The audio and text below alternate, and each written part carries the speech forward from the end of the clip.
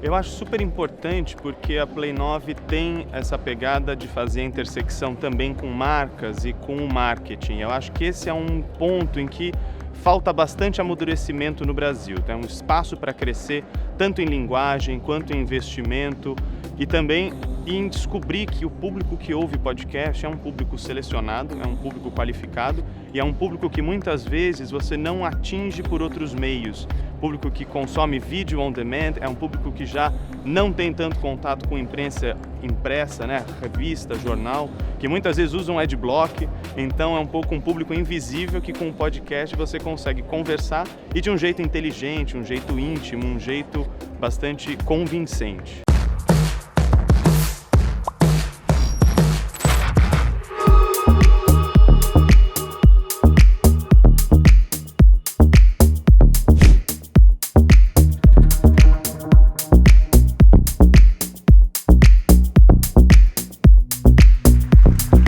Muita alegria receber vocês aqui no palco do Summit da Play 9. Eu queria começar com uma rodada breve de apresentação para vocês dizerem aí em algumas palavras quem são e o que estão fazendo em cada lugar, começando aqui pela Manu. Bem, boa tarde a todos e todas. Um prazer estar aqui junto com a Play 9, com vocês. Eu sou head do time que a gente chama de Creator Ecosystem. Pediram para a gente não falar, né, tanto os termos técnicos, mas basicamente é o time que cuida de entretenimento, gaming, dos maiores criadores de conteúdo da plataforma no YouTube Brasil. E eu estou aqui hoje representando todo esse time. Eu sou o Rodrigo Vizeu, eu sou jornalista de formação. Comecei trabalhando com podcast desse lado 100% de conteúdo mesmo, roteiro, apresentação. Produzi alguns podcasts e há 2 anos e meio eu trabalho com a produção de podcasts originais e exclusivos do Spotify. Oi, gente, eu sou Isabela Reis, também sou jornalista. Estou aqui representando a classe dos podcasters, apresentadores. Atualmente tenho 3 podcasts, o Ango de Grilo, o Pepe é Cansada e o Conselhos que Você Pediu, mas também já apresentei o Não é um Podcast. Eu estava aqui antes do painel conversando com os colegas e a gente estava coincidindo em alguns dados de que o Brasil é o segundo país que tem mais títulos de podcast publicados e que tem mais ouvintes de podcast. Então, e é uma pesquisa recente dizia que 76% dos brasileiros já tinham ouvido um podcast. E aí a premissa desse painel é que é um formato consolidado. Eu queria ouvir um pouco vocês sobre isso, começando pela Isabela. Esse é um formato consolidado. Você vê esse formato como consolidado? Como é que você vê assim o espaço de criação de podcast ainda hoje, né, nesse momento? Olha, eu acho que a gente conseguiu nosso lugar, mas não significa que não tenha como melhorar e que ainda não tenha muita gente fora dessas plataformas, tanto como audiência quanto como produtores. Eu acho que a gente chegou no momento que a gente está meio que girando em torno das mesmas pessoas, assim, dos mesmos produtores, da mesma audiência, e quero ouvir, inclusive, Rodrigo e Manu, sobre como trazer novos produtores, um perfil diferente, né, do que a gente está acostumado, que eu acho que gira em torno desse eixo Rio-São Paulo, eventualmente de 25 a 45 anos, muitos comunicadores, muitos publicitários, majoritariamente brancos, né, que tenham projeção, muitos homens, também muitas mulheres, é verdade, mas ainda muitos homens. Então, como é que a gente traz uma riqueza maior, uma diversidade maior? E aí, eu acho que, consequentemente, uma audiência diferente. Eu acho que como ouvinte, completamente viciado em podcast, eu sinto muita falta. Eu acho que é isso que falta. Às vezes, eu acho que eu estou ouvindo sempre as mesmas coisas, assim, eu tenho essa sensação. Eu acho que o formato... Eu acho que a gente conseguiu chegar num patamar de muita segurança com o formato, de cada vez mais facilidade de produção, mas de diversidade, de inovação, ainda tem muita coisa para fazer. É engraçado essa discussão sobre estar consolidado, porque a gente virou quase uma piada em quem trabalha com podcast há um tempo, se esse ano vai ser o ano do podcast no Brasil, virou essa pergunta. E agora, de repente, a gente está falando do formato já consolidado, como inovar. Parece assim que o formato saiu da infância e foi para a vida adulta sem passar pela adolescência. E é engraçado, porque eu acho que sim, ele está muito mais consolidado. A gente está falando de um mercado que quando a gente pensa só nos Estados Unidos, que é o maior mercado, é um mercado que já tem, que só em receita publicitária está na faixa dos bilhões de dólares. Então, obviamente, é um formato consolidado, mas ele ainda está numa trajetória exponencial, eu vejo, onde tem novos players, mais gente entrando. E eu acho que aí, respondendo a sua pergunta dos formatos, dentro do formato, a gente vê muito. O podcast começa, falando do Brasil, né, no formato da mesa redonda, tem o Nerdcast, que é super grande até hoje, né, e aí surgem programas jornalísticos, surgem programas investigativos com roteiro, a Novelo muito famosa por produzir excelentes, né, programas, podcasts nesse sentido.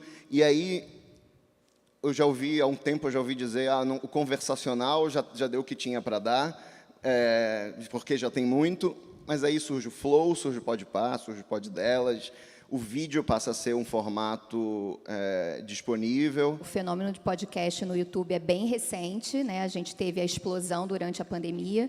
Então, canais aqui já citados como o Podpah têm menos de 3 anos, né?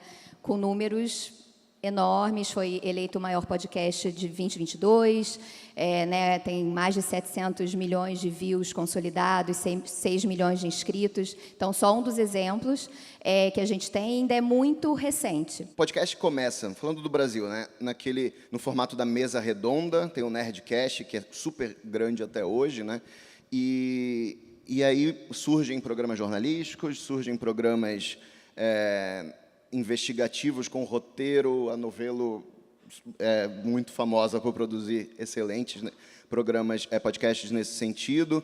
E aí há um tempo eu já ouvi dizer, o conversacional já deu o que tinha para dar, porque já tem muito, mas aí surge o Flow, surge o Podpah, surge o Poddelas, o vídeo passa a ser um formato disponível.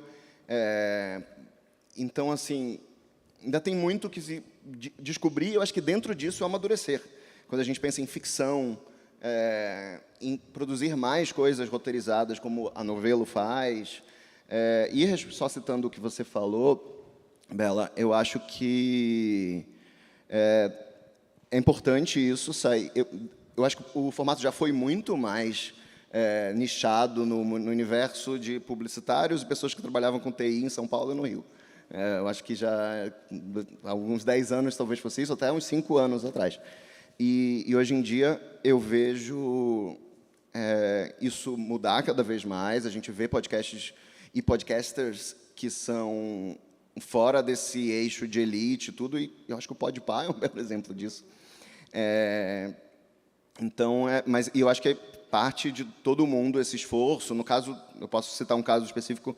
No Spotify a gente tem o Sound Up, que é um programa que o caso brasileiro é um super exemplo de formação de podcasters negros, e a gente está no 2º ano, e a gente forma um grupo e lança.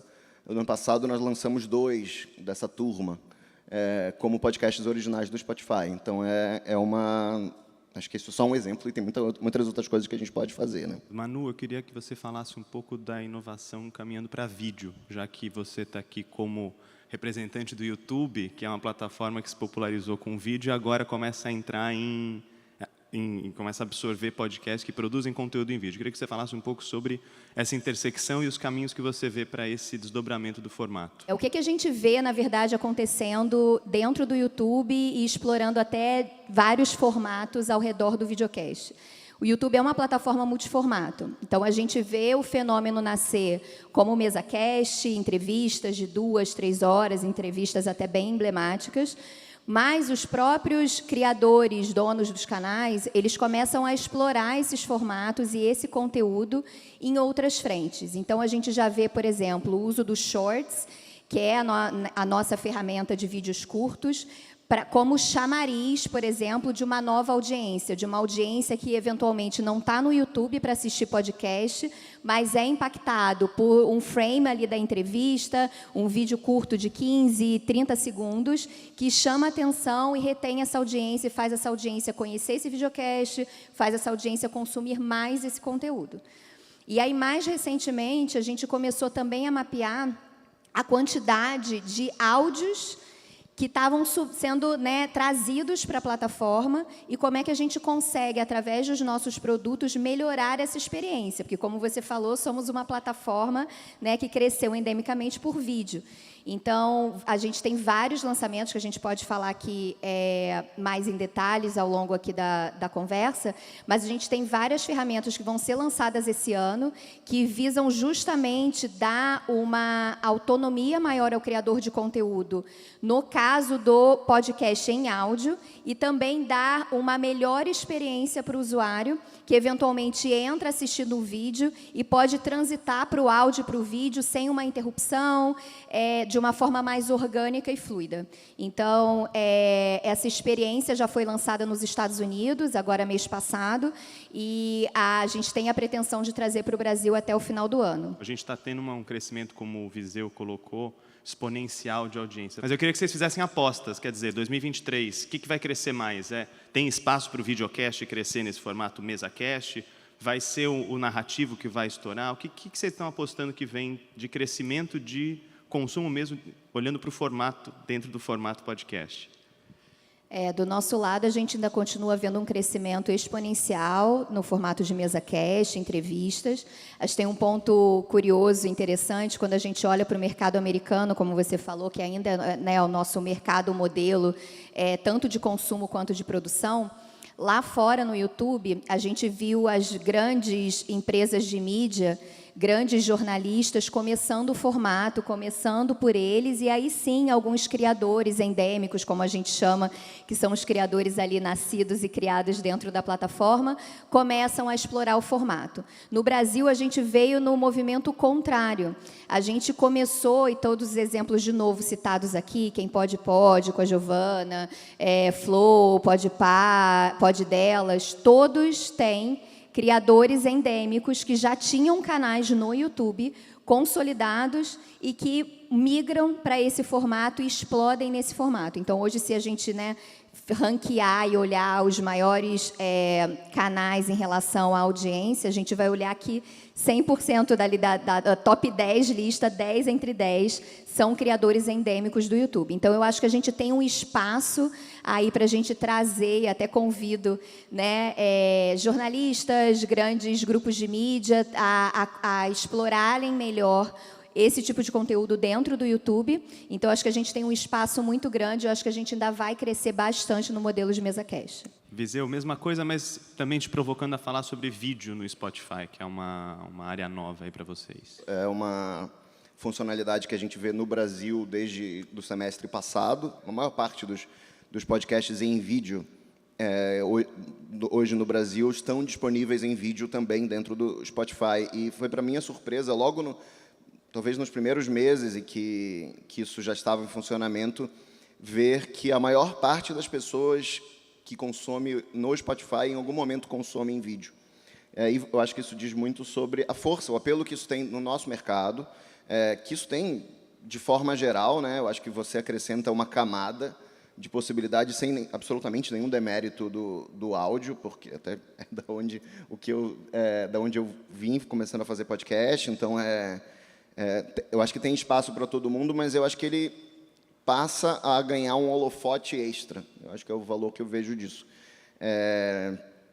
E para públicos que talvez, a princípio, não se interessassem tanto apenas pelo áudio, então acho que... E essa é a aposta do Spotify, assim, de crescimento para 2023? É vídeo? Eu acho que sem dúvida, mas eu diria mais do que isso. Eu acho que a gente... Só para dar esse contexto, eu citei que eu trabalho com os originais. O Spotify ele tem uma característica, digamos assim, meio híbrida, onde a gente... Quando eu estou falando de podcast, né, no caso, a gente é uma plataforma onde qualquer pessoa sobe seu próprio podcast e a gente tem facilitado isso cada vez mais, e aí eu vou chegar lá, porque eu acho que essa talvez seja a aposta.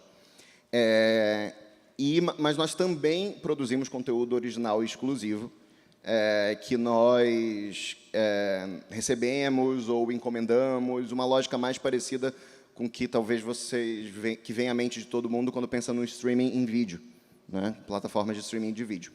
E hoje o que a gente percebe, e eu acho que voltando à palavra consolidação aí, é que já é um mercado que, quando o Spotify investe em podcast pela primeira vez, né, com uma plataforma que antes só tinha música, e aí olha para esse mercado de áudio, que como assim não tinha olhado, né, é meio óbvio e tudo, e no caso do Brasil havia quase um desafio de capinar o lote, digamos assim, né? Já tinha uma galera fazendo podcast antes, para um público que não era massivo, e era mostrar as possibilidades. Aí foi fazer o café da manhã, né? O podcast de notícias, e o retrato narrado, um documental e tudo mais. Hoje, eu acho que a gente já tem um mercado, por várias razões, muito consolidado, que permite que os originais exclusivos, obviamente, continuem existindo como formas de mostrar possibilidades. A gente vai lançar, agora, no meio do ano, uma ficção produzida em parceria com o Jovem Nerd, com o Celton Mello, a primeira ficção que a gente produz original no Brasil. Ou seja, eu acho que é mostrar uma possibilidade que talvez para muitas pessoas não seja tão óbvia quando pensam em ficção. Mas o mercado, o universo, essa palavra já está popular o suficiente, a gente entende, para brasileiros, que talvez a minha aposta principal seja essa criação independente. A gente lançou a gente já tinha antes o Spotify for Podcasters, que virou hoje uma plataforma que junta publicação. Você pode até editar e gravar diretamente no aplicativo. Era o Anchor, né? O Anchor se que era Anchor e mudou de nome, exato. Né? Então, assim, eu acho que um dado importante, você não precisa necessariamente hospedar. Isso não quer dizer que o seu podcast só estará no Spotify. Isso não quer dizer que ele precisa estar hospedado nessa plataforma. Ele vai distribuir, se você quiser, para as outras plataformas, mas ali você vira o seu hub, onde você vai poder controlar perguntas que as pessoas mandam para o seu podcast, comentários, ver os dados de audiência e tudo. Então, a gente está reforçando muito essa perna do criador independente, e eu acho que isso só tende a crescer esse ano. Eu acho que tem um gargalo. Eu tenho muita dificuldade de entender como é que a gente vai conseguir trazer pessoas novas para produzir podcast, se agora todo mundo já sabe que, como produtor independente, isso não dá dinheiro. Ou, pelo menos, demora muito para ter algum retorno financeiro. Eu vou fazer 4 anos como podcaster esse ano, e eu acho que o que eu já ganhei como podcaster de publicidade e da monetização da Aurelo, que no momento é a única plataforma que paga ali alguma coisa por stream, não paga nem 3 meses, sei lá, das minhas contas. Eu entendo que, para mim, eu tenho uma audiência que eu trouxe das minhas outras redes, né, do Instagram, do Twitter, e, para mim, faz muito sentido ter isso tudo conjunto. Mas, para quem não já tem uma audiência consolidada, não é nativo, né, do YouTube, não tem um canal, é muito difícil converter para áudio, porque não tem um apelo visual, né? A gente fica, bom, pelo menos eu que eu comecei a ouvir podcast um pouquinho mais lá atrás, fiquei anos ouvindo podcast que eu não sabia a cara das pessoas. Isso era muito comum, né? As pessoas ainda hoje chegam e falam: meu Deus, eu não imaginava você assim. Então, como é que a gente atrai mais gente, não tendo essa coisa do ego da figura, né? Você não fica, as pessoas não te reconhecem na rua, então não tem esse retorno egóico das redes sociais, e também não tem dinheiro, a princípio. E aí eu acho que vai fazendo um gargalo, que quem é que consegue ter outras fontes de renda? Então, eu só faço podcast porque eu faço publicidade, e aí um trabalho paga o outro. A flexibilidade, né, de produzir, fazer um trabalho não remunerado. Eu acho que tem que amar muito, né? Tem que manter uma periodicidade, que eu acho que isso é o principal, eu sempre bato nessa tecla. Não dá para botar um episódio e sumir, tem que estar lá. São 3 anos e meio de Ângulo de Grilo toda terça-feira. Eu fiquei 40 dias de licença maternidade apenas.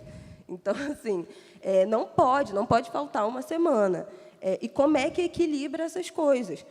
Tem os programas de apoiadores, vários podcasts agora, eu acho que nessa virada de ano, muitos começaram, muitos já tinham, mas muitos começaram, eu, inclusive, comecei do Ângulo de Grilo, e vejo E aí, Gay tem, Milkshake chamado Wanda, todo mundo dando não inviabilize, né? A ideia é o case dos apoiadores. Mas eu acho que transfere um pouco para a audiência uma responsabilidade que deveria ser mais compartilhada. E aí eu acho que vira um gargalo ainda maior quando a gente pensa no vídeo, porque inclui mais uma estrutura, né, de espaço, eventualmente de cenário, se você quiser, né, de estar numa mesa e tal, de equipamento, porque o microfone, a gente sabe que a gente consegue uma ótima qualidade de áudio com um celular e um fone falando num ambiente silencioso, com edição e com finalização. Mas vídeo não é simples assim. Então, mais uma camada de vídeo, e aí mais uma camada que muitos desses podcasts em vídeo ficam restritos às pessoas que já estão na mesma cidade, não conseguem trazer convidados de outras cidades. E aí eu acho que isso é andar para trás em relação à pandemia, porque na pandemia vários dos podcasts que já existiam antes gravavam presencial, então eram restritos a esses convidados. Na pandemia, a gente começou a ouvir gente de vários lugares, de outros países, participando de podcasts de outras cidades, e aí agora a gente está voltando para um modelo que fica restrito a quem ou mora em São Paulo ou está de passagem em São Paulo, porque a galera não tem muita grana para investir, não são todos que têm grana para investir em trazer gente de fora. Então, assim,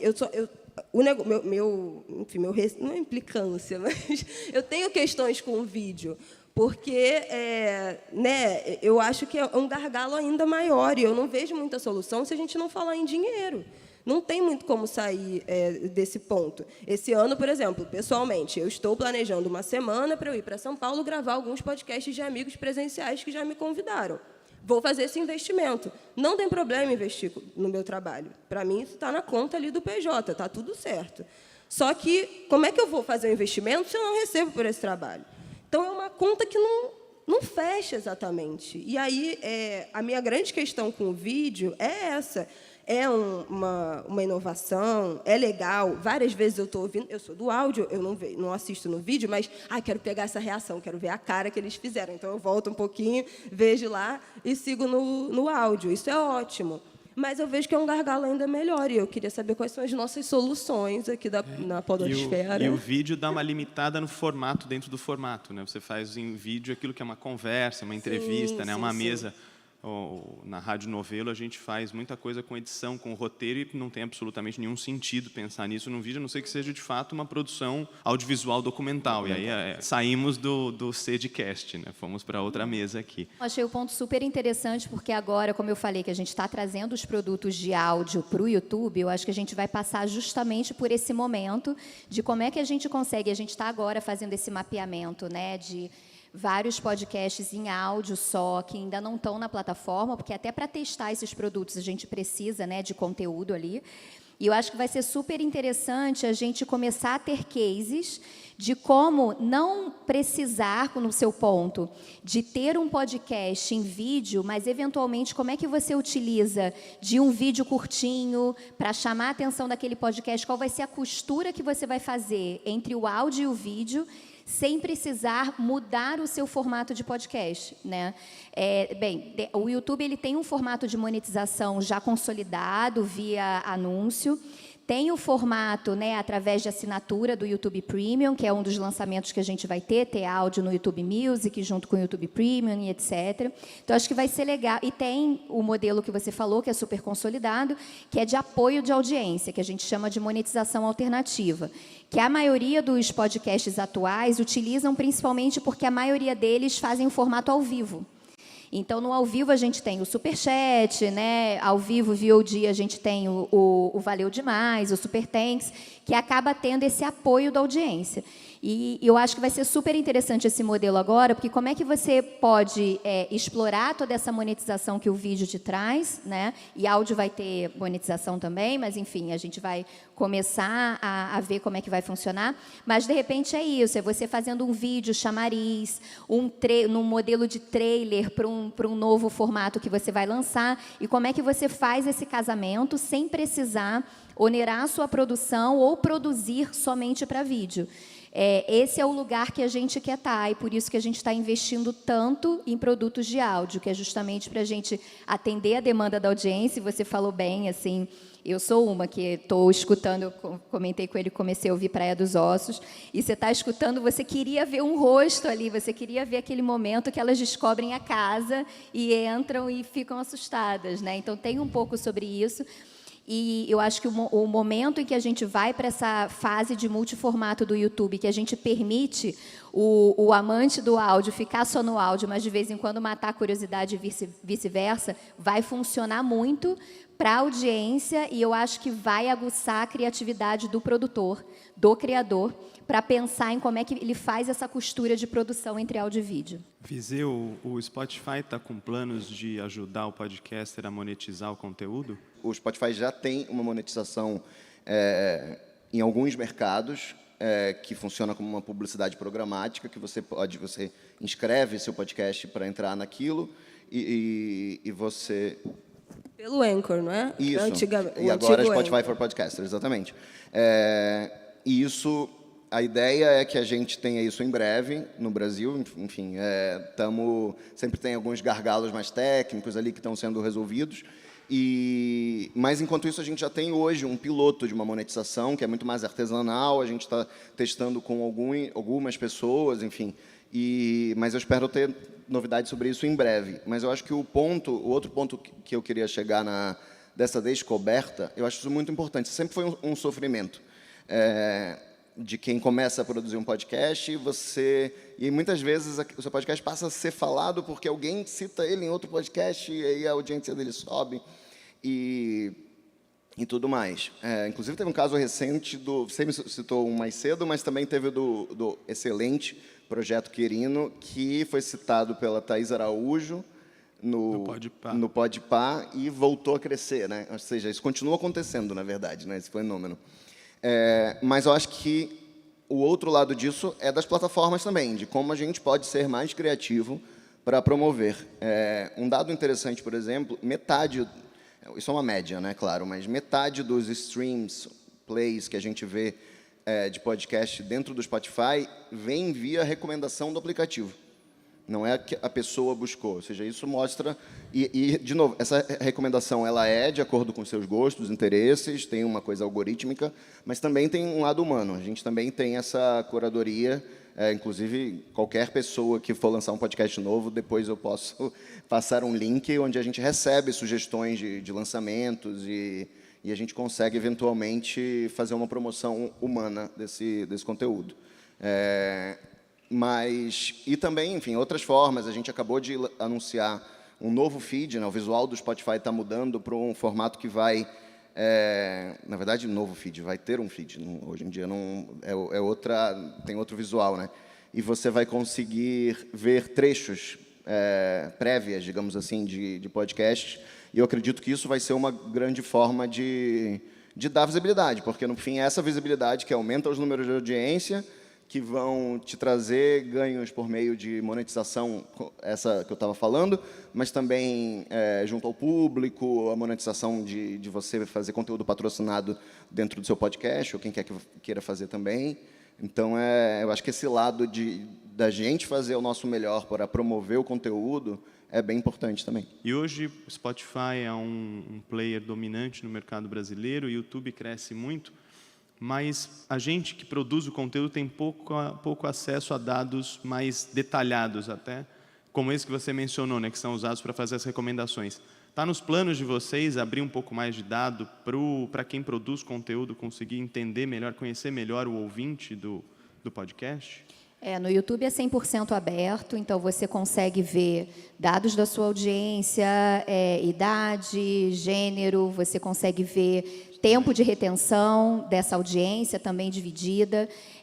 Assim como Rodrigo citou, a gente tem dentro do YouTube 2/3 da recomendação também vem via, a gente chama de vídeos sugeridos, né? Então, se você está ouvindo ou assistindo um podcast, vão aparecer podcasts relacionados ali, é uma maior fonte de descoberta. Então, esses dados você já tem desde o momento que você faz o primeiro upload, ali depois das 48 horas você já tem esses dados todos consolidados.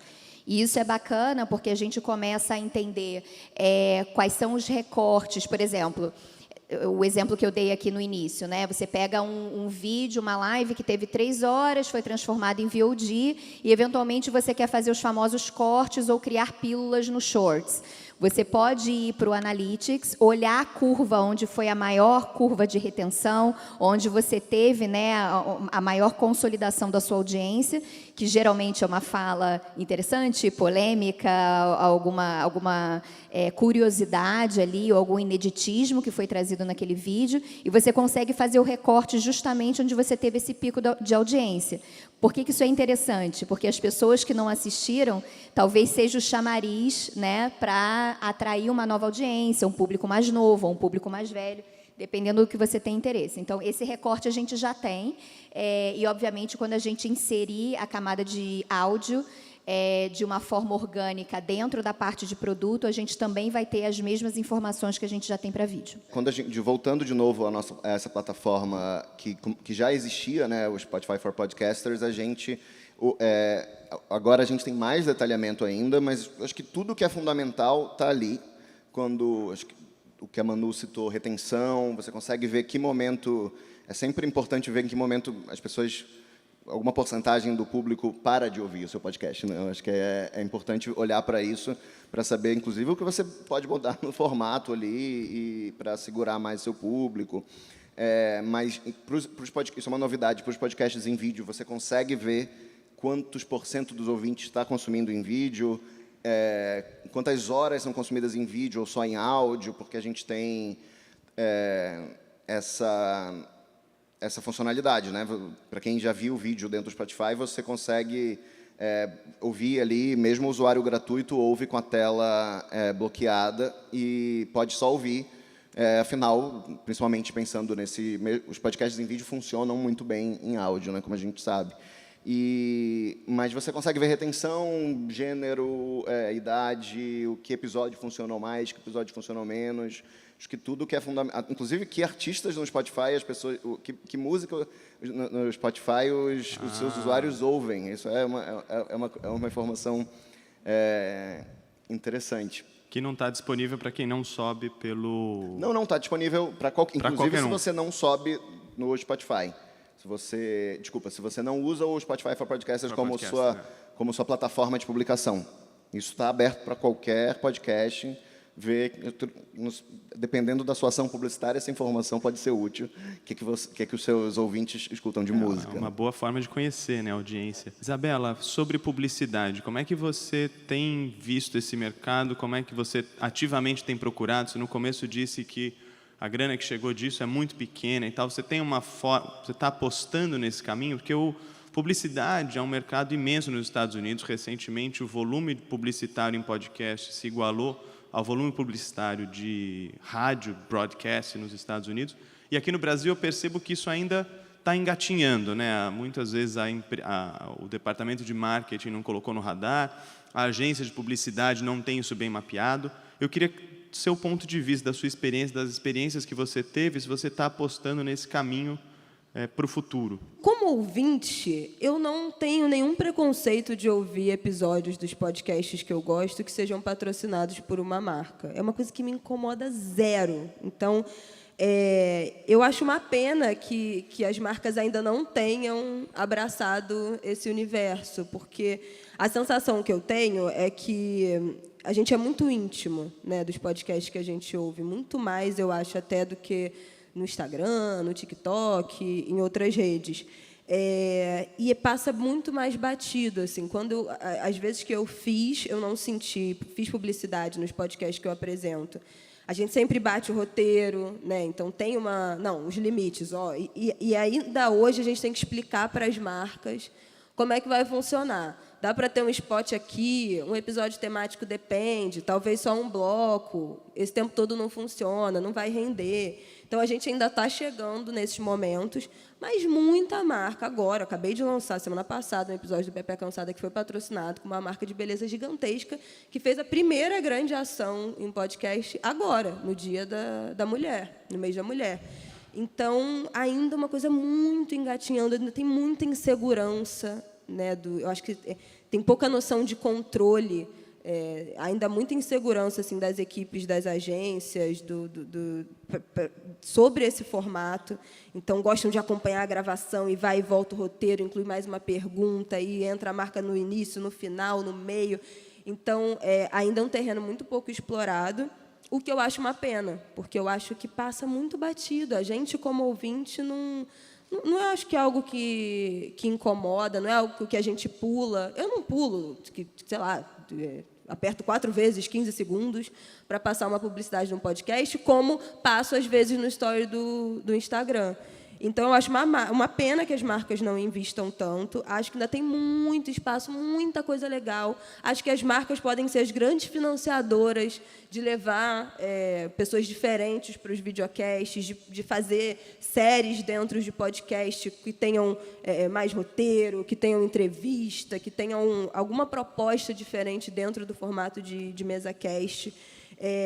Porque, enfim, com dinheiro a gente consegue contratar um roteirista, um produtor, alguém para entrevistar, alguém para colher um áudio, mais uma informação, fechar um roteiro, fazer uma divulgação diferente nas redes sociais. E aí eu quero até perguntar para vocês, a partir disso, qual o papel das redes sociais nessa divulgação. E aí, rede social que eu falo, Twitter, Instagram, TikTok.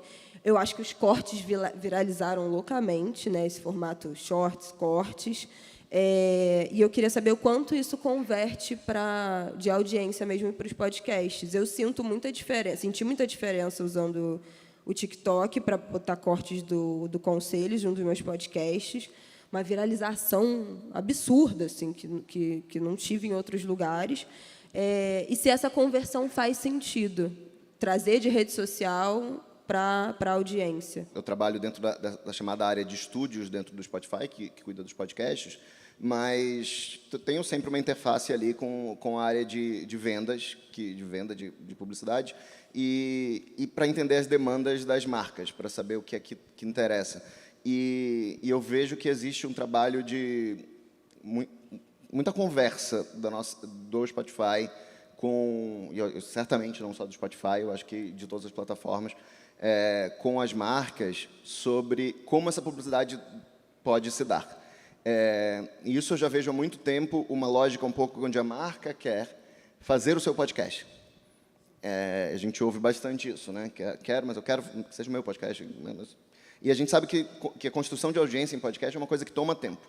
Até quando a gente fala do Podpah, né? Do Quem Pode, mesmo quando lança um podcast já com nomes consolidados, ele demora para construir. Ou então o episódio precisa ser todo branded, precisa ter todas assim, no final das contas, o que a gente percebe é olhar para os podcasts que têm uma audiência, que já existem, que já têm uma audiência construída, e é o que você falou, publicidade está muito no nascimento de como o podcast funciona. E é financiado também. Então, assim, as pessoas têm essa relação de intimidade com o apresentador. Então, isso pode ocorrer de um jeito orgânico e nos podcasts que já existem. Eu acho que esse é o meu ponto.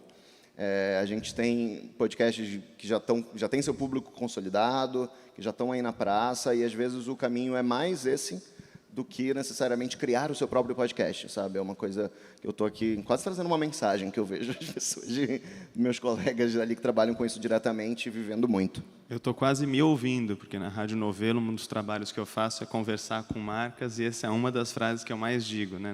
Não precisa criar seu podcast. Há muitos podcasts por aí, converse com as pessoas, né? E no podcast tem muito formato elegante de você conversar, não precisa ser uma propaganda como a de rádio, que é feita para uma audiência dispersa, como a de televisão, que é repetitiva, né? Você consegue construir uma história e contando episódio a episódio, enfim, os valores da sua marca, né? Contando uma história. Eu vejo que ainda tem um caminho a ser explorado também no lado de vídeo, porque a publicidade está trazendo... De vídeo também? Sim, porque a publicidade traz ou um formato de TV, né, aquele break da entrevista, que não funciona dentro de plataformas como o YouTube, ou traz o conceito do rádio, né? Então, assim, você vê nitidamente o criador está zero confortável né, que está totalmente brifado e a gente fala, assim, tanto quanto a marca, quanto o criador, assim, cadê, né, a fluidez, cadê a linguagem orgânica? Então, acho que a gente tem um caminho aí a percorrer, pensando desde product placement até a parte de criação mesmo, de cocriação de conteúdo. Te entendo super, porque a gente tinha um programa no YouTube que a gente falava marca como criador. A gente viu esse boom acontecer entre 2018 e 2019 de marcas quererem se posicionar como publishers, né? E criar uma linguagem própria de criador de conteúdo. E a gente falava muito disso. Dependendo da marca, já tem tanto criador aí bacana para você trabalhar, você não precisa construir essa audiência do zero. Pegando o seu gancho e a sua pergunta em relação a como trabalhar as redes sociais, eu acho que você tem que pensar qual é o seu motivador de trabalho com as outras redes sociais, né? Então, se a gente está falando de um podcast que já está consolidado, que você entende mais ou menos quem é a sua audiência, eu acho que o trabalho tem que ser angariar uma audiência nova. Porque o que vai acontecer vocês são grandes nas redes sociais, vai explodir, vai viralizar um ou outro, mas você tem que ver se esse é um trabalho pontual, que foi por conta de alguma sazonalidade, ou, como você falou, algum convidado especial que atraiu aquele público, mas você não conseguiu reter, ou qual é o trabalho, que aí é bem mais difícil, de fazer essa constância, esse chamado nas redes sociais para você construir uma audiência nova de uma forma mais linear. É mais difícil, exige, né, estratégias, eu acho que a beleza do digital é justamente esse, você testar, errar, aprender, tentar um lado, não conseguir, às vezes funciona por um tempo e depois não vai funcionar. No seu caso, às vezes funciona para um podcast que você tem para o outro, já não vai funcionar, porque o público é completamente diferente, mas eu acho que vale testar, mas o principal ponto aqui, a dica de sucesso entenda o que você quer, qual é a sua ação em relação a esse chamado que você vai fazer nas redes sociais, para você conseguir trabalhar e ver se você está convertendo uma audiência mais ali cativa, né, que vai continuar, que vai assinar, que vai reverberar, ou eventualmente você só chamou para aquele dia, para aquele áudio específico e você não conseguiu reter depois. Passou num piscar de olhos aqui para mim, pelo menos. Eu imagino que tenha muita gente na plateia que ou produz um podcast, ou esteja pensando nisso, ou trabalhe com alguém, alguma marca que esteja pensando nisso. Eu queria que vocês, nesse 1 minuto e meio que nos resta, dissessem cada uma dica só, assim, a dica que você daria para quem está começando, ou quem tem um podcast inicial, quem quer dar um salto de profissionalização ou de audiência. Então, uma dica de cada pessoa aí, por favor. Eu acho que para o YouTube, o meu convite assistam vários podcasts, diferentes formatos, diferentes contextos de jornalistas, de criadores, só áudio, áudio e vídeo, para vocês entenderem que lugar vocês querem estar ou aonde vocês conseguem, pelo menos, ali começar. Eu acho que assistindo e entendendo, e não é à toa, né, que vários desses podcasts que a gente citou hoje aqui bombaram, porque já eram criadores que entendiam a lógica da audiência da plataforma. Eu estou falando, obviamente, em nome do YouTube, mas eu acho que isso funciona para qualquer plataforma. Você tem que entender quem é a audiência que está ali, com quem você está conversando, qual é a diferença do podcast de nicho daquela plataforma, qual é a diferença do podcast que está mais mainstream. Então, assim, consumir bastante conteúdo, exatamente. Criar seu repertório e entender em que lugar você quer estar. Eu acho que essa busca de referências é muito importante. É muito comum, porque a gente vê o formato tão em voga, algumas pessoas querendo fazer podcast sem nunca ter ouvido ou visto, ou tendo ouvido e visto muito pouco. Eu acho que isso é muito legal. Para você saber se aquilo já existe e tudo, mas eu acho que eu acrescentaria talvez um ponto nisso, que é a inspiração que isso pode te trazer, e aí eu digo, olhar para fora do Brasil também.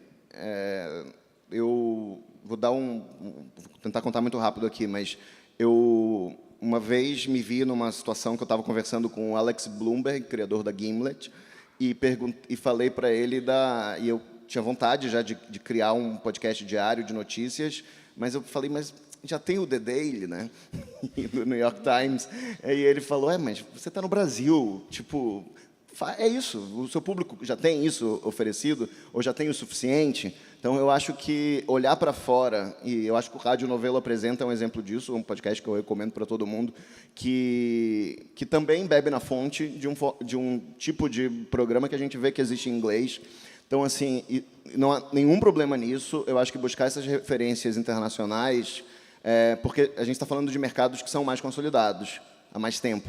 Então, eu acho que olhar é repertório, mas também essa colheita internacional, digamos assim.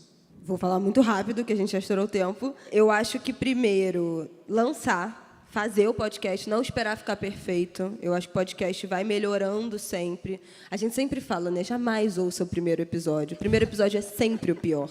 Então, ouve o último, uns 2 para trás, mas o primeiro é sempre pior. A gente sempre melhora, então não fica esperando chegar no momento perfeito, no refinamento perfeito para lançar. Se joga e não dá um passo maior que a perna. Eu acho que como a periodicidade, a constância é a coisa mais importante para você conseguir fidelizar essa audiência, ter uma ideia muito megalomaníaca que não é sustentável a médio e longo prazo vai fazer com que você abandone, que é o caso de muitos podcasts que eu, enfim, adoraria que tivessem continuado e acabaram. Então, fazer o simples no início, o básico, com o menor custo possível, enquanto a gente ainda não consegue monetizar melhor esse trabalho. É isso. Boa, então, repertório, referência e periodicidade são as dicas fundamentais. E 2023 vai ser o ano da publicidade no podcast no Brasil. Por favor, gente. Obrigado, pessoal. Boa tarde. Obrigado, Manu. Obrigado, Rodrigo. Obrigado, Isabela. Defendendo aqui minha profissão podcaster, minha classe, eu acho que a gente ainda tem uns desafios de divulgação, de falar mais abertamente sobre esse formato, sobre as dificuldades de monetização, de divulgação. Então, tá no evento desse tamanho, podendo falar sobre isso abertamente, sem grandes questões, foi ótimo. Eu acho que quanto mais a gente falar desses obstáculos, mais a gente vai chegar longe aí com os podcasts.